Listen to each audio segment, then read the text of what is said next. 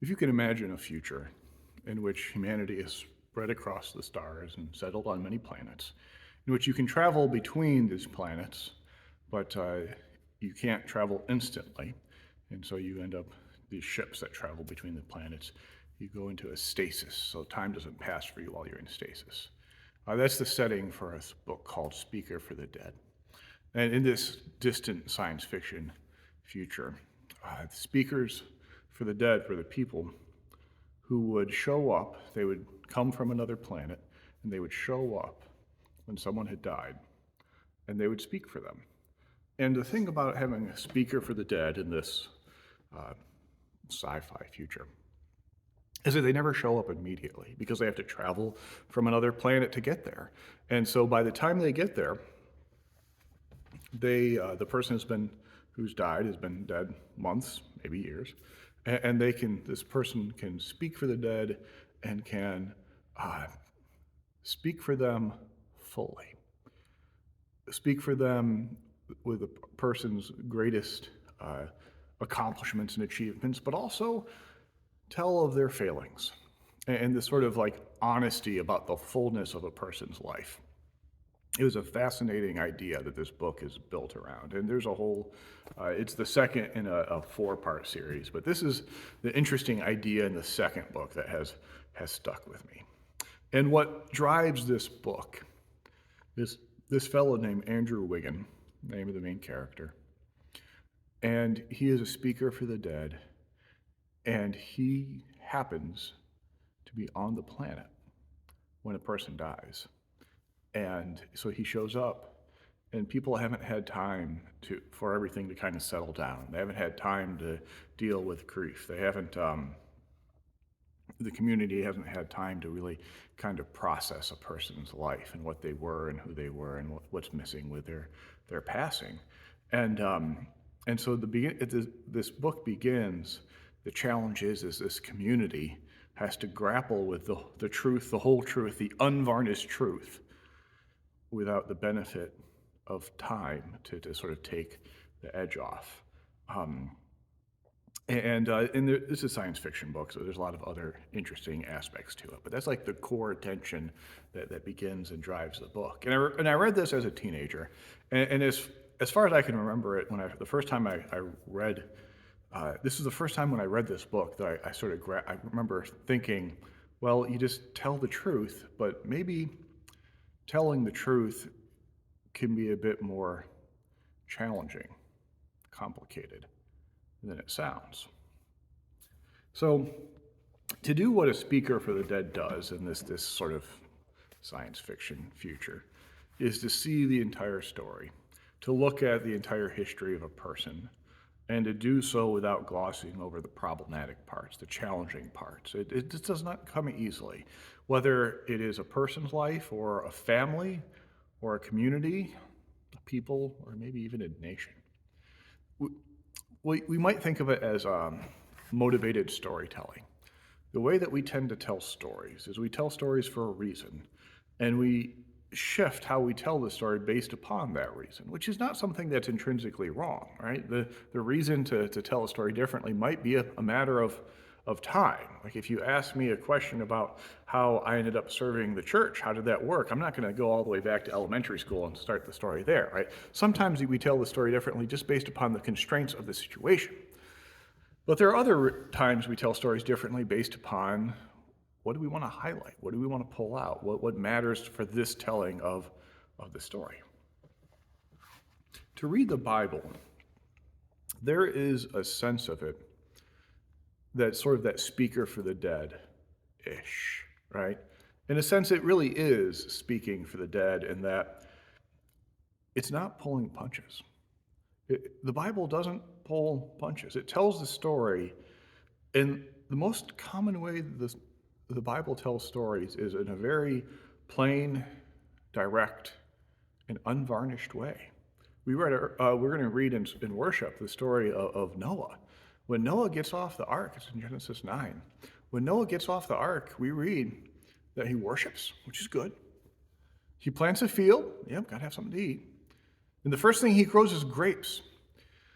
And then he uses those grapes to make wine, and he gets so drunk that he passes out, and his sons are embarrassed for his nakedness, and they have to cover him. And like that's the whole story right there. It's a combination of this amazing faith. Noah had the amazing faith to build the ark. God said, build this boat. He built the boat before it started raining. And there's a sermon right there. You build the you build the ark before it starts raining. And our faith is something we build before the rains come. And there's a whole thing you can do about how amazing it is, the faith of Noah. And the temptation would be to stop there and say, oh, that's the story of Noah. Except that's not the whole story of Noah. The whole story of Noah is that he watched a lot of people die too. And he got off the boat, and he probably had some PTSD issues. And if he self-medicated with some alcohol, you know what? That's the story. That's what happened. It is worth appreciating the honesty of the Bible, the way it tells the whole truth, the whole story, right? And it's worth acknowledging that it took some time for this to develop too. The Old Testament, as you flip, if you just take the Old Testament, you just flip through it, and you look at the pages, you'll see a lot of the pages are written like poetry, not a block of text, but poetry. And the reason behind that is a lot of what we call the Old Testament was composed contemporaneously to the events, but was not written down until later in the exile in Babylon. And so when poetry is composed, it's part of the value of poetry is it's a lot easier to remember when something is written in a poetic fashion. Now, the poetry of Hebrew does not translate worth a lick into English. It just doesn't, but it's there. It is written in poetic form so that it's passed down and it is memorized. And if you want an example of how much we're capable of memorizing, just ponder how many pop songs you know the words to without even realizing it. All the songs that come on the radio, and you can just sing along, and off you go, right? Now, imagine how much more you could memorize if you had to, if you needed to, if it was the story of your people you were memorizing, the family story, right? It was mattered. So that the stories of the Old Testament were composed orally, and then they were written down when the people, the Jewish people were in exile in Babylon. That's when they were written down. And so they had centuries to tell the stories. And there is a real difference between telling a story face-to-face versus reading a story. If I tell you a story face-to-face, that builds up a sense of intimacy and directness. And it's admittedly a lot easier to be forthright and tell the whole story, the unvarnished story of both Noah's Ark and the faith and the first thing he grew afterwards and how that unfolded, right? And so there are some reasons why the Bible is able to be so unvarnished, so truthful, so brave about telling the story. And so as we read through the Old Testament, I could give you examples for quite a long time, but here's just a few of them. We read of the first family. Yay, first family! Adam and Eve and Cain and Abel, and Cain kills Abel. And we can read of the people called to exit Egypt, and Moses leads them through the Sea of Reeds, and they are going out and they're learning how to live by the Ten Commandments, the Torah, the teaching of God, and how they're making progress. And Moses is this amazing leader who then takes credit for something God does and is forbidden from entering the Promised Land. And Moses is this great leader who makes a horrible mistake. We could read about Elijah, and Elijah who ends his service to the kingdom of Israel. And when Elijah takes off his mantle, and he hands it to the next person, Elisha, who is going to continue this important and valuable service in the name of God to the kingdom that needs to hear, thus saith the Lord, and how Elisha, he goes forth and he does great works in the service of God. And his first work as he leaves the place where Elijah is assumed is that Elisha is mocked by some teens, some youth, for being bald, and he calls down bears upon them that maul them and kill them. examples like King David's joy and faithfulness and his fallings, they're all there. And then the Psalms are Psalms of joy. The Lord is my shepherd, I shall not want. There's songs of rejoicing, there's songs of thankfulness. And there are Psalms of, can you please kill those people? They're trying to hurt me. As I said, I could tell you more. I think you get the point. The Jewish people have been telling the whole story, the good, the bad, and the ugly, for centuries by the time it gets to what we think of as the New Testament, the ministry of Jesus and his disciples. And so when the Jews who write the New Testament do so, and remember, like, the New Testament is written by Jews. When the Jews who write the New Testament write the New Testament, write their experience, like the Old Testament is the story of God and God's people, and the New Testament is the story of God and Jesus Christ, and the disciples and the people are being gathered around the gospel. And as they write this, they are writing, continuing on this form of writing, this approach to writing that tells the good, the bad, and the ugly, so that they're able to talk about, Peter, the rock upon which Jesus will build his church, is also the one who denies him 3 times. And Paul, the one who founds the churches and dispenses this great wisdom, right? That amazing guy in the book of Acts tells of how he arranged the persecutions and helped and assisted in the martyrdom of the first person to die for the faith. We can read about Paul's letters, all those letters that Paul writes, those letters of wisdom and of guidance. And in those letters of wisdom and guidance, there's a moment in Galatians 5, verse 12, when Paul, his anger gets away from him. And it's not good.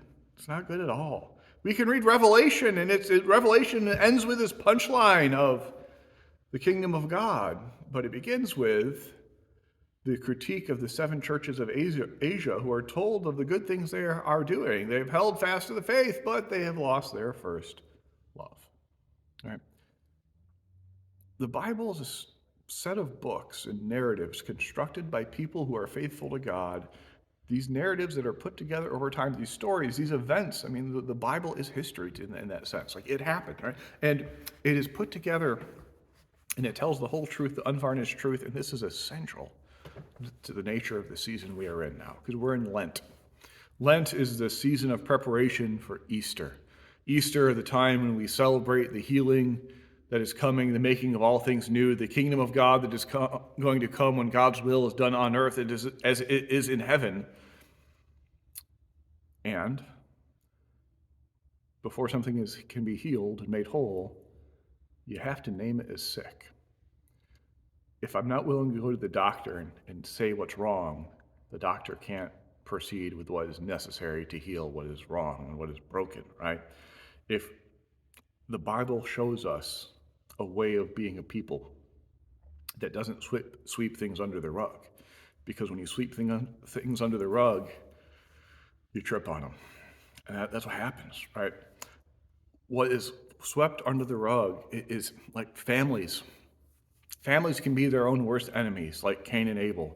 If we sweep under the rug the ways that our families struggle, we're going to get tripped up by it. It might take a generation, but it happens. If we sweep under the rug the way that anger can cripple leaders, like Moses, then, if we're in leadership positions ourselves, we sweep under the rug our own troubles, angers, our own whatever emotional burden we carry, like that can trip us up too, just like it tripped up Moses. Elisha's pride. There's a prophet Samuel who doesn't pay attention to his kids, and that goes off the rails. David's pride, if you sweep it under the rug, it can't be healed. It only sticks around to trip up people later. This is to read the story of the people in the Bible and what happens. It is ancient history, and yet it's people. And people still are people, families, anger, pride, not willing to tell the truth, not wanting the challenge of having a speaker for the dead show up immediately like that. There's a reason that story captures us. It's a challenge to tell the whole truth, or the reason that story captured me. I would guess that we all know modern situations that demonstrate this. Towns or families that have a history that is glossed over until it happens again. I grew up near the suburbs of Chicago, and so I wasn't familiar with this term till I came to, well, it was rural North Carolina and now rural Missouri. I became familiar with the term sundown town, and it's a horrible term. A sundown town was a place where people who are African American should not be after the sun went down. That's how I understand it, and there's much I don't understand about it, but that's what it is, how it is explained to me. And I know of places that were sundown towns and now struggle in generations past and now struggle and grapple with how do we welcome people who are different into our community. Well, that it got swept under the rug. It took years before places would be willing to tell me they were a sundown town or to learn about that. And then to realize those same communities now struggle to welcome new people. Well, they didn't welcome new people back then, and now they struggle to welcome new people today. Swept under the rug. It tripped up. I have families that struggle with being able to tell the truth. And a generation ago, they struggled to tell the truth and struggle to tell the truth today. You know, I know of examples of this left and right, but frankly, I can't tell them because this gets really close to home really quickly for a lot of people, including myself. It's a challenge to do this. It's a challenge first to be willing to speak up and say, this is our history. This is my history. This is our history. This is the history. And then also to be willing to hear and not shut it down and say, oh, no, we don't need to talk about that. Yeah, we do. We actually really do. To be brave enough to speak and to be patient and courageous enough to listen, it's both ways. Because there's a fear. Like if I bring up something that I need to hash through from my family, my community, my background, like, are you going to shut it down? Are you going to look down on me for this? Like, that's a challenge. If we tell the whole story of a community, a family, maybe even a nation, how does that change what we do today? Like, it's scary to start contemplating that. But I think it's part of Lent. Lent began this last Wednesday with Ash Wednesday, and those ashes are from the burning of the palms of Palm Sunday. I mean, there it is, another story, a story of this moment when Palm Sunday, the people celebrating Jesus coming to town and completely misunderstanding what it is that he's about to do. Like we mark ourselves with ashes, we mark ourselves with the mark of this story that is complex, and there's a joy to it, and there's a pain to it, and there's a struggle with it, and welcome to Lent with it. It's there. So maybe one way to approach Lent this year is to ponder, what are the stories that we'd rather not tell, that we are uncomfortable hearing? And in telling them and in risking sharing them with people that we trust, discerning what it is that needs to be healed and changed. Because the thing that happens is if that's how it's always been done in my life, in my family, in our community, in our church, right? If that's what we get comfortable with, comfortable is comfortable. And to change a pattern and say, it wasn't healthy then, I'm going to tell the truth about it, and it's not healthy today, it doesn't come easily. Can we be people who are willing to take that risk and speak up and be willing to say that this is broken? And can we also be people who are willing to help others who are taking that risk, who are entrusting us with the things that they'd rather not say, to honor that and to listen? The good news of Easter is that God will heal what is broken. The challenge of Lent is that this is the time that we got to confess and bring out what is broken so that God might heal it. Thanks be to God. Amen.